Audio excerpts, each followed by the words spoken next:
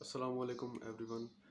उम्मीद है आप सब खैरियत से होंगे। और first of all I would like to appreciate my brother Fawad Hussain, जिसका ये चैनल है, जो कि अपने फ़ेलोज़ की जिनके मतलब एमडी कैट में उन्होंने अच्छा स्कोर किया और वो आज जो है उनका जो मेरिट बना गवर्नमेंट मेडिकल कॉलेजेस और यूनिवर्सिटीज़ में, उनके एक्सपीरियंस शेयर करता है।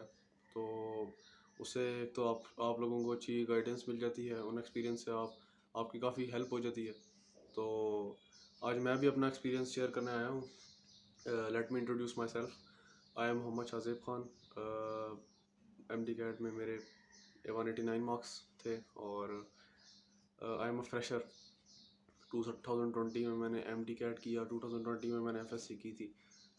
एम कैट में मेरे 189 मार्क्स थे, एफ एस सी में मेरे 1015 मार्क्स थे और जो मैट्रिक थी मैट्रिक में मेरे 1049 मार्क्स थे एंड द एग्रीगेट वाज 93.69, जिस पर मेरा किंग एडवर्ड को छोड़ के बाकी मतलब के अल्लामा इकबाल में भी और अल्लामा इकबाल से नीचे जितने मेडिकल कॉलेजेस हैं सब में अल्हम्दुलिल्लाह जो मेरिट मेरा था वो बन गया था। तो I now I study MBBS in Rawalpindi medical university. First year में मैं हूँ अभी। और जो है RMU मैंने इसलिए सेलेक्ट की थी क्योंकि एक तो मैं पिंडी में रहता हूँ और रावलपिंडी में रहता हूँ। दूसरी बात यह है कि घर के करीब भी है और दूसरी बात यह है कि जो है इसकी रैंकिंग जो है वो भी काफ़ी अच्छी है and it is one of the fastest growing medical universities. तो अच्छी यूनिवर्सिटी है, इस वजह से मैंने RMU को प्रेफर किया। अब जो बात आती है वो है कि मैंने MD कैट की प्रिपरेशन किस तरह की और कहाँ से की। तो जो मैंने एकेडमी ज्वाइन की थी वो मैं फ्रेशर हूँ, मैंने एक ही दफ़ा MD कैट दिया। तो एकेडमी मैंने ज्वाइन की थी स्टेप बाय PGC। 2020 के सेशन थे और LMD कैट के सेशन, चूँकि आपको पता है कोविड था, लॉकडाउन था, तो क्या कहते हैं उसको, फ़िज़िकल क्लासेस नहीं हो रही थी। तो जो सेशंस थे उनके वो ऑनलाइन थे सारे। ऑनलाइन सेशंस में ये था कि जो उनका एक जो रूटीन थी वो ये थी कि आज आपका डे 1 है। डे 1 आज आपके होने हैं 4 लेक्चर्स, बायो, फिज़िक्स, केमिस्ट्री और इंग्लिश। 4 लेक्चर्स आपके हुए। उसके बाद सेकंड डे पे कल, यानी कि उन चारों लेक्चर्स में से जो चैप्टर आपको पढ़ाया गया है, बायो का, फिज़िक्स का, केमिस्ट्री का और इंग्लिश का जो टॉपिक पढ़ाया है, कल उसका डे 2 में टेस्ट होगा। डे 3 में उसी का दोबारा टेस्ट होगा, मतलब कि एक लेक्चर उसके साथ 2 टेस्ट, फिर अगले लेक्चर उसके साथ 2 टेस्ट, कर करके इस तरह 18 लेक्चर्स थे। 18 लेक्चर्स में उन्होंने पूरा MD कैट का सिलेबस कवर किया और 36 यानी कि 36 टेस्ट थे। और उसके बाद ये सेशन कंप्लीट होने के बाद हमारे 5 जो हैं वो फुल लेंथ पेपर्स थे, FLPs, जो मतलब 200 नंबर का जो MD कैट का पेपर होता है उसी तरह का पैटर्न था सारा। तो ये सेशन तकरीबन मेरे ख्याल से 2 महीने, हाँ 2 ढाई महीने चला था। तो वो था ये कि लेक्चर्स होते थे रिकॉर्डेड, आप मतलब जब चाहें जहाँ चाहें सुन लें और उसके बाद उसके नोट्स बना लें। अच्छा, मैं अपनी रूटीन आपसे शेयर करता हूँ कि मैं क्या करता था। देखें, स्टेप मेरी एकेडमी थी और जो टीचर्स थे वो one of the best teachers, बहुत अच्छा समझाते थे कॉन्सेप्ट, बहुत क्लियर करते थे कॉन्सेप्ट्स हमारे। उनके जो प्रैक्टिस टेस्ट जो होते थे, और वो भी मतलब कि बहुत मज़े की प्रैक्टिस होती थी उनसे, बहुत अच्छी प्रैक्टिस हो जाती थी। तो रूटीन मेरी ये थी कि मैं सुबह उठा और हमारी बारी तो 2020 में तो काफ़ी ज़्यादा टाइम था ना MD कैट की प्रिपरेशन के लिए। कोई तकरीबन मेरे ख्याल है 5 महीने तक, मतलब FSC के पेपर तो हुए नहीं थे। उसके बाद भी MD का डिले होता रहा, कभी PMC आई, PMDC डिज़ोल्व हुई, ये वो। तो फिर जाके कोई नवंबर में मेरे ख्याल से MD कैट हुआ था। तो एक तो टाइम काफ़ी ज़्यादा था, ऊपर से रिवीजन भी बहुत बार कर चुका था मैं, सारे कर चुके थे, टाइम बहुत ज़्यादा था इस वजह से। तो रूटीन ये थी कि मैं सुबह उठा, मैंने लेक्चर लिया बायो का या फिज़िक्स, बायो इकट्ठे चारों चारों लेक्चर ना, मैंने इकट्ठे ले लिए चारों लेक्चर्स, बायो, फिज़िक्स, केमिस्ट्री। बल्कि इंग्लिश मैं छोड़ता था, मैं आपको बताता हूँ। सुबह उठा, मैं बायो, केमिस्ट्री और फिज़िक्स का लेक्चर लिया। उसके बाद इंग्लिश मैं इसलिए छोड़ता था क्योंकि मैं इंग्लिश में ना मुझे मसला था। तो काफ़ी बच्चों को होता है मसला, या तो फिज़िक्स में होता है या इंग्लिश में होता है। मोस्टली को फिज़िक्स में होता है, मुझे इंग्लिश में था वैसे। तो मैं इंग्लिश ना मेरे से होती नहीं थी। और उसके टेस्ट जो थे 20 MCQ थे, उसमें से मेरे 10 में से कभी ज़्यादा नंबर ही नहीं आए। 20 में से 10 से ज़्यादा कभी नंबर ही नहीं आए मेरे इंग्लिश में। तो फिर मैं टेंस हो गया था, मैंने कहा छोड़ो छोड़ो उसको एंड पे करेंगे, पहले बायो फिजिक्स केमिस्ट्री करते हैं। तो बायो फिजिक्स केमिस्ट्री का लेक्चर लिया, उसके बाद उसके लेक्चर के नोट्स आपने बनाने हैं लाजमी। मैं भी नोट्स बनाता था, इंपॉर्टेंट पॉइंट जो जो टीचर लिखवा रहा है, नोट करवा रहा है, वो अपने नोट करते रहना है। उसके बगैर आपकी एमडी कैट की तैयारी होगी होगी नहीं बिल्कुल भी। और सजेस्ट मैं ये करूँगा कि आप अकेडमी ज्वाइन करें अगर आप फ्रेशर हैं तो। अगर आप रिपीटर हैं और आपने पहले अकेडमी ज्वाइन की हुई है और आपके नोट्स वगैरह पढ़े हैं, ठीक है, आपको उनकी टेक्निक्स का पता लग गया है, थोड़ा बहुत एक्सपीरियंस हो गया आपको एमडी कैट का, तो आपको फिर ज्वाइन करने की ज़रूरत नहीं है। लेकिन एज अ फ्रेशर मेरी ये रिकमेंडेशन है कि आप अकेडमी ज़रूर ज्वाइन करें। अच्छा, उसके बाद उसके अगले दिन उसके मैंने टेस्ट दे दिए, उसके अगले दिन उसका दोबारा टेस्ट दे दिया, उसके फिर चौथे दिन मैंने दूसरा लेक्चर लिया, उसके बाद उसका टेस्ट दिया, उसके बाद उसका टेस्ट दिया।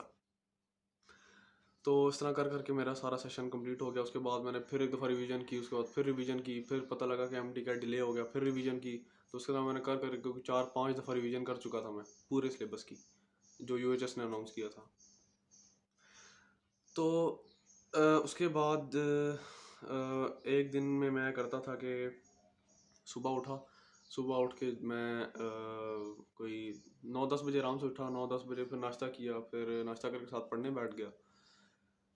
10-11 बजे पढ़ने बैठा, पढ़ पढ़ के मैंने तकरीबन 3 बजे तक पढ़ा, फिर खाना खाया। उसके बाद मैं जिम चला गया, वहाँ से आके मैं 5-6 बजे आया, फिर पोस्ट वर्कआउट कुछ खाया। उसके बाद मैं फिर पढ़ने बैठ गया 6-7 बजे शाम को, और फिर जो है मैं 9 बजे, बस 9 बजे मेरा काम कंप्लीट था। 9 बजे मैं उठ जाता था और फिर जो दोस्तों के साथ जाना बाहर, या बातें वगैरह करना, सोशल मीडिया यूज़ करना, कुछ भी करना, गेम्स खेलना, तो वो करके तो मैं फिर रात को सो जाता था। तो रूटीन मेरी ये थी। सोशल लाइफ जो थी मेरी, वो एमडी कैट में मैं आपको बताता चलूँ, एमडी कैट की आप प्रिपरेशन जब कर रहे होंगे ना, तो आपने अपनी सोशल लाइफ को ना, मतलब कि बिल्कुल भी, मतलब कि ना सोशल मीडिया, अगर आप गेम्स खेलते हैं कोई, अगर आप एक्सरसाइज करते हैं, अगर आपकी कोई भी हॉबी, आपने cricket club, football club join किया हुआ है, तो आपने उसको मतलब लिमिट कहाँ तक करना है और या नहीं करना। मैं तो अपनी, अगर मैं आपको सजेशन दूँ ना, तो आपने अपनी सोशल लाइफ को, जैसे आप पहले जितना आप गेम्स वगैरह खेलते थे, जितना आप एक्टिव थे सोशल एक्टिविटीज़ में दोस्तों के साथ, तो आपने वो कंटिन्यू करना है उसको उसको देखें, F S C is a hard work and M D CAT is a smart work. Smart work आपने जो पढ़ाई करनी है वो आपने लॉजिकल करनी है और आपने कॉन्सेप्चुअल करनी है। आपने रट्टे नहीं मारने, आपने शॉर्ट लॉन्ग क्वेश्चन नहीं लिखने एम डी कैट में। वो आपसे कॉन्सेप्ट पूछेगा, और नो डाउट बहुत इजी कॉन्सेप्ट्स होते हैं, बुक की लाइन्स ही आती हैं यार, एम डी कैट में कोई इतना मुश्किल नहीं होता। लेकिन फिर भी आपने कॉन्सेप्ट्स अपने पक्के करने हैं, तो एम डी कैट आपके लिए ना, it it will be just a piece of cake for you, ठीक है। तो बहुत आसान होता है, बल्कि 2020 में जो भी हमारा एम डी कैट था, उसमें तो मतलब बुक की लाइन्स ही आई हुई थी। बस ये मसला हो गया था कि जब पी एम सी आई थी, उसने सिलेबस अनाउंस किया था, तो काफ़ी ज़्यादा टॉपिक्स थे जो यूएचएस में नहीं थे, उसमें ऐड कर दिए गए थे, और फिर जब प्रोटेस्ट वगैरह हुए तो उसको कम कर दिया। अब सिलेबस तो सही था, लेकिन हमें ये नहीं पता था कि भाई ये सिलेबस पंजाब की बुक से करें, फेडरल से करें, केपीके से करें, कहाँ से करें, क्योंकि क्योंकि एमडी कैट जो है वो पूरे पाकिस्तान के लिए एक ही होना था। तो केपीके वालों के लिए भी, पंजाब वालों के लिए भी, सिंध वालों के लिए भी, और फेडरल के बच्चे उनके लिए भी एक एमडी कैट होना था। तो हमें पता नहीं था कि प्रिपरेशन कहाँ से करनी है। तो मैं आपको ये सजेस्ट करूँगा कि अच्छा, फिर मैंने तो पंजाब की बुक से की थी, क्योंकि मैं पंजाब पिंडी बोर्ड से मैंने एफएससी की, तो वहीं से मैंने प्रिपरेशन की थी, मैंने कोई और बुक यूज़ नहीं की। प्रैक्टिस एमसीक्यूज़ मैं आपको बताऊँ कि आपने कहाँ से करने हैं। प्रैक्टिस बुक जो थी ना स्टेप की, वो हमारे पोर्टल पे अपलोड थी, लेकिन मैं आपको सच बता रहा हूँ, मैंने उस प्रैक्टिस बुक में से ना, मतलब एक भी एमसीक्यू सॉल्व नहीं किया। इसका ये मतलब नहीं है कि आपने नहीं करना, वो मतलब कि ना टाइम कंज्यूमिंग था, क्योंकि टेस्ट मैं देता था ना जब, तो टेस्ट उससे मेरी प्रैक्टिस हो जाती थी इतनी, मुझे वो करने की ज़रूरत ही नहीं पड़ती थी। तो आप मर्ज़ी आपकी करें या ना करें, लेकिन प्रैक्टिस बुक्स वगैरह ख़रीदने का मतलब इतना उसको टाइम ना दें, ठीक है, कि आपकी ये चीज़ रह जाए। तो ये है कि बस जो मेरी प्रैक्टिस थी वो मेरी सिर्फ ना उन टेस्ट से होती थी। तो वो टेस्ट जो है मैंने काफ़ी बार, आपको मैंने बताया, 5 एक दफ़ा रिवीजन की है मैंने, तो सारे टेस्ट ना काफ़ी अच्छे, इतना प्रैक्टिस हो गई थी मेरी। अच्छा, अब आते हैं हम टिप्स की तरफ। बायो की ट्रिक है बुक रीडिंग। ठीक, आपने अच्छी तरह बुक रीड करनी है। नोट्स आपने बायो, फिजिक्स, केमिस्ट्री, इंग्लिश सब के बनाने हैं।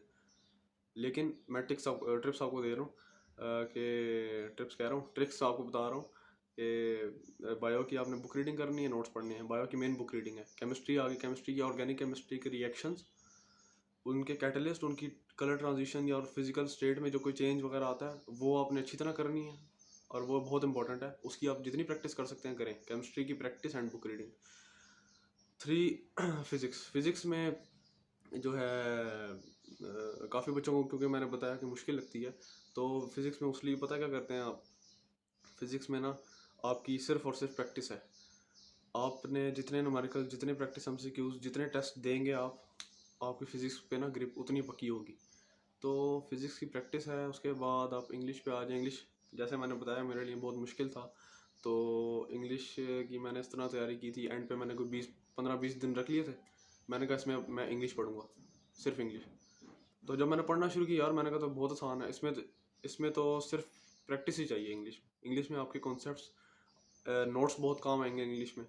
नोट्स आपने बनाने हैं, एक एक कॉन्सेप्ट का आपने रट्टा मारना है, और वो कॉन्सेप्ट आपने एमसीक्यू पे अप्लाई करना है। मसलन टेंसेस, प्रेपोजिशंस है, कॉन्कॉर्ड मिस्टेक्स वगैरह हैं, उनके रूल्स याद करने होते हैं बस, और तो कुछ नहीं याद करना। वो रूल्स आपने अप्लाई करने होते हैं एमसीक्यूज में बस। तो इंग्लिश तो बहुत आसान सब्जेक्ट है, बाद में मुझे पता लगा ये। तो उसके बाद जो एकेडमीज़ के टेस्ट होते हैं, देखें एकेडमीज़, मैं आपको सच बता रहा हूँ, एकेडमीज़ के आप अगर टेस्ट देंगे ना, तो अगर आपके 200 में से आगे ना 100, एमडी कैट के लिए तो आपको चलें 180 क्रॉस करने ही करने हैं ना। लेकिन एकेडमीज़ के टेस्ट में अगर आपके 200 में से आ गए ना, 150 से ऊपर या 160 से ऊपर, तो आप अपने आप को एक कामयाब इंसान समझें। आप ये ना समझिएगा कि मेरे एमडी कैट में नहीं आ सकते। ये मैं अपना एक्सपीरियंस बता रहा हूँ आपको। ये मतलब कि एकेडमीज़ के टेस्ट में इतने ही आते हैं मार्क्स, वो ज़्यादा नहीं आते। उनका टेस्ट चूँकि जो है ना, वो मार्केटिंग भी तो एक चीज़ होती है ना, तो उसकी आपने टेंशन नहीं लेनी। एमडी कैट पे अगर आपने अपनी सोशल लाइफ को उसी तरह कंटिन्यू करना है जिस तरह मैंने आपको बताया, जिस तरह मैं करता हूँ। अगर आप कोई एक्टिविटी नहीं करते और आप किताबी कीड़े हैं, सुबह 7 बजे उठते हैं, रात को 10 बजे जाके पढ़ के आप फारिग होते हैं और फिर सो जाते हैं, ना अपनी डाइट का ख्याल रखते हैं, ना अपनी गेम का ख्याल रखते हैं, ना अपनी एक्सरसाइज का, फिजिकल एक्टिविटी कोई नहीं करते, तो फिर आपकी पढ़ाई किस काम की? फिर तो सारा आपको जो है, आप सुबह उठेंगे तो फिर जो है सारा भूला होना है आपको, तो आपकी एफिशिएंसी कम हो जाती है। मैं आपको बताऊं, मैं जब पढ़ के फारिग होता था ना, मेरे ख्याल 3 बजे दिन के, उसके बाद मैं मतलब दिमाग ना मेरा बहुत आउट हुआ होता था कि मतलब छोड़ो किताबों को।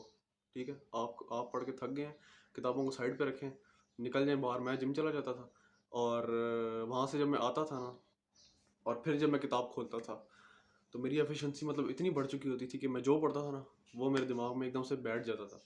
तो आपने भी यही करना है। जिम नहीं जा सकते, कोई फिजिकल एक्टिविटी, कोई यार फुटबॉल क्लब ज्वाइन कर लें, क्रिकेट क्लब ज्वाइन कर लें। क्लब नहीं है तो दोस्तों के साथ टाइम स्पेंड करें, बाहर जाएं, घूमें फिरें, और कोई गेम्स वगैरह खेलें, वीडियो गेम्स खेल लें। तो ऐसे चलता है। बस स्ट्रेस लेने की ज़रूरत नहीं है। घर वालों का प्रेशर अगर है, तो उस प्रेशर को आप जहन से निकाल दें। ठीक है, आपने अपनी तैयारी करनी है। ठीक है, एमडी कैट अगर नहीं क्लियर होता तो कोई ऐसी परेशानी वाली बात नहीं है, अगले साल दोबारा रिपीट कर दें। एमबीबीएस जो है ना, ये कोई बेस्ट प्रोफेशन नहीं है, मतलब कि बहुत अच्छा प्रोफेशन है। मैं उसकी बुराई नहीं कर रहा, बहुत अच्छा प्रोफेशन है, लेकिन ये इससे भी बेहतर प्रोफेशन है। मतलब ये टॉप मोस्ट प्रोफेशन नहीं है। तो ऐसा नहीं है कि बहुत इससे ज़्यादा अच्छे प्रोफेशन नहीं है। आपने एमडी कैट क्लियर ना किया तो आपकी लाइफ ख़त्म होगी, ऐसा नहीं। तो बस आपने टेंशन नहीं लेनी। जब टेस्ट सेंटर जाएंगे आप, तो आपने घबराना नहीं है। ठीक है, घबराना नहीं है। और जो है, आपने बिल्कुल स्ट्रेस में नहीं आना। आपने सोचना है कि मैं ना अकेडमी का टेस्ट देने आया हूँ, मैं एम कैट देने नहीं आया। ठीक है, आपने बिल्कुल इसको दिल पे नहीं लेना। ठीक है, और आपने बस ये सोचना है कि मैं एक सिंपल सा अकेडमी का टेस्ट देने आया हूँ। वरना अगर आपके दिमाग में हुआ ना कि मैं एमडी कैट दे रहा हूँ, फिर आपके दिमाग में और कॉम्प्लिकेशंस आएंगे कि मतलब कि अगर इसमें ना हुआ मेरा एडमिशन, घर वाले क्या कहेंगे, साल बर्बाद हो जाएगा मेरा, और ये हो जाएगा वो हो जाएगा। तो आपने इस चीज़ को बिल्कुल जो है ना, जहन से निकाल देना है, और टेंशन फ्री होकर एमडी कैट करना है इंशाल्लाह। मैंने जो है आपके साथ एक्सपीरियंस अपना शेयर कर दिया, और जो यूट्यूब चैनल्स हैं, उस्मान खान टीवी, काशिफ राइट्स, आखिरी बात, काशिफ राइट्स, उस्मान खान टीवी, और हाँ बस ये एक दो चैनल्स हैं, ये ऑथेंटिक चैनल्स हैं, इनको फॉलो किया करें। बाकी जो बहुत से चैनल्स हैं, बाकी जितने भी चैनल्स हैं ना, सब बेकार है, वो गलत इन्फॉर्मेशन देते हैं, ठीक है। और इनसे बस ये दो चैनल्स हैं, ये सही अपडेट्स देते हैं, तो आप अपडेटेड रहा करें। सोशल मीडिया यूज़ करते हैं तो वो भी कंटिन्यू रखें, कोई ऐसी मसले वाली बात नहीं है। एमडी कैट में तब पढ़ना नहीं होता, बस आपने जब पढ़ना होता है तो लॉजिकल पढ़ना होता है, और कॉन्सेप्ट्स अपने क्लियर करने होते हैं, और फुल फोकस होकर पढ़ना होता है। तो बस ये थी, मैंने आपसे अपना एक्सपीरियंस शेयर किया, और कि किस तरह मैंने पढ़ाई की, किस तरह मैंने अपनी सोशल लाइफ को मेंटेन किया एमडी कैट में, और बहुत मज़ा आया एम कैट का सारा जो सीज़न था वो निकाल के उस दौरान। तो जो है पढ़ाई करने में भी मज़ा आता था। तो उसके बाद बस ये मेरा एक्सपीरियंस था। कुछ अब ट्रिप्स ट्रिक्स थी वो मैंने आपको दे दी, तो टिप्स थी वो मैंने आपको दे दी, और इंशाल्लाह अगर आप इस पर अमल करेंगे तो आपको भी अल्लाह ताला कामयाब करेगा। उम्मीद है इससे कुछ ना कुछ आपको हेल्प होगी। तो बस इतना ही। मेरा जो दोस्त फवाद, इसकी वीडियो जिसका चैनल है, उसके चैनल को सब्सक्राइब करें, वीडियो को लाइक करें, इस पे अगर आपको कोई मतलब इसको शेयर करें, कोई सजेशन देना चाहते हैं तो कमेंट कीजिएगा, और wish you all the best. उम्मीद करता हूँ जितने भी आप व्यूअर्स हैं वो देख रहे हैं, उनका इस साल जो है एमडी का क्लियर होगा, मेरिट में नाम आएगा, ठीक है इंशाल्लाह। तो चलिए बस इतना ही, दुआओं में याद रखिएगा। अल्लाह हाफिज़।